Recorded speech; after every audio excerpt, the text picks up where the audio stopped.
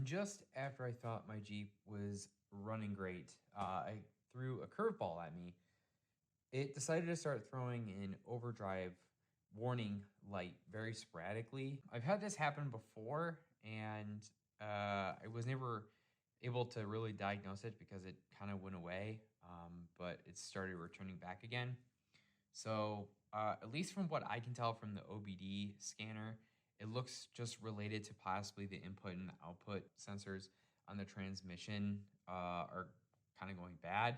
At least from what I can tell from looking at the voltage, they seem just kind of have sporadic loss in voltage. I can't really interact with them using my bidirectional OBD tool either, which kind of stinks. So we're kind of using the parts cannon at this one and try to swap it out. So I figured I'd kind of record the process of changing it out for this. I don't really see too many people who've actually done the procedure, at least on a Grand Cherokee.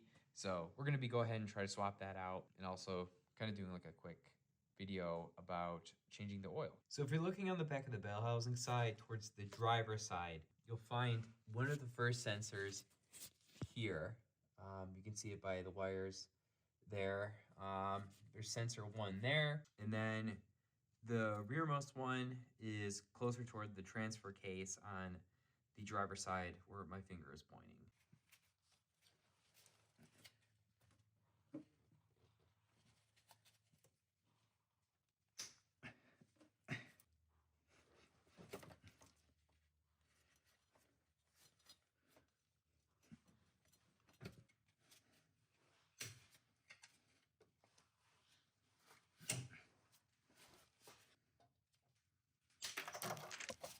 Good news is this transmission fluid's not going to go everywhere because it's inside your bell housing. But your old one may break apart into pieces like this, and just make sure, because in my case, the end piece was still lodged inside the bell housing, so just make sure you move that. You may have some trouble, but you're going to have to probably just use a flathead screwdriver and try to pry it out. So putting the new one in is super easy though.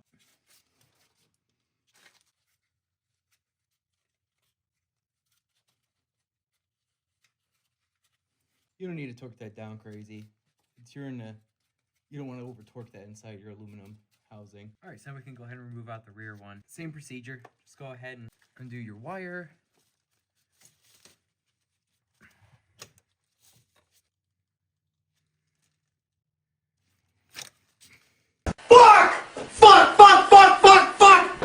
And if you're lucky as me, the bolt sheared straight off just because it's a steel bolt. And I'm pretty sure these are aluminum housings. So you're probably going to have similar issues too if someone over torqued this. So probably going to require drilling and tapping this out, putting a new one in.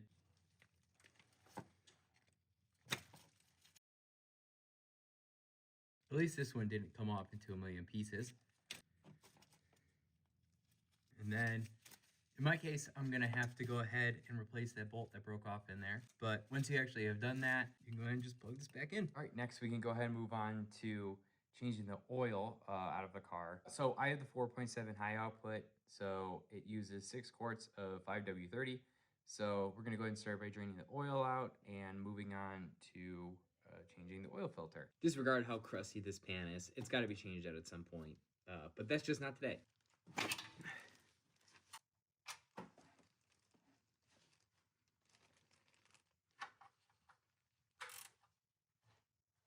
All right, so we're going to go ahead and remove now the oil filter.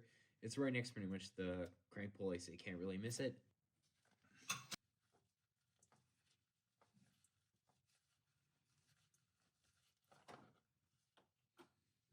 All right, where the finish is draining from the oil filter, I'm going to go ahead and fill up my new one. I like using these Wix filters. I've had a lot of good luck with at least using them on this vehicle, so I'm just going to continue using them. My Grand Cherokee has almost enough miles to make it to the moon. I think it's at about 222,000 miles on it, so I'm going to stick with the high mileage stuff. It just kind of has enough additives in it that's meant for vehicles with high mileage.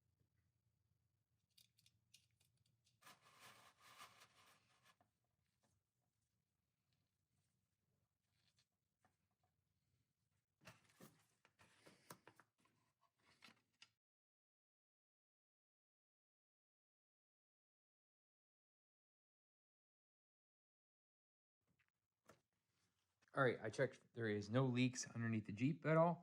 So we can go ahead and take a drive down the block and see if I get the overdrive light to appear anymore. And as well, just kind of let some of the fluids go through the engine and kind of finish that whole process. All right, so we're on the highway. We're right now trying to hold about 60 miles an hour. As you can tell by my RPMs, they're about 1500 as I'm just kind of coasting, which is about right for what size lift and tire setup and gearing I have for the car. So don't have any flashing overdrive lights, so that's great. Previously you would see the overdrive light flashing on and off, and your RPMs would be bouncing all over the place. So if you have a similar issue as I did, that could be one of the possible problems, is the input-output sensors are not working right. And if there's a misalignment between the two sensors and what they're expecting to see, overdrive doesn't know when to turn on or off, so you'll get really weird sporadic overdrive. Additionally, another potential cause for your overdrive light is also related to your ABS sensors.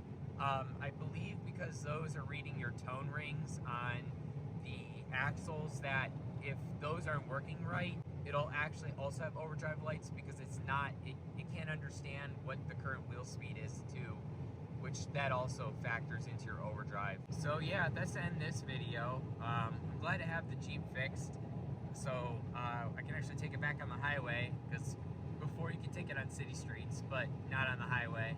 So glad to see it's fixed and keeping it on the road for even longer. If you found this video helpful, or you're interested in my other future projects I got going on for the channel, please subscribe, give the video a like if you have a chance, and thanks again for watching.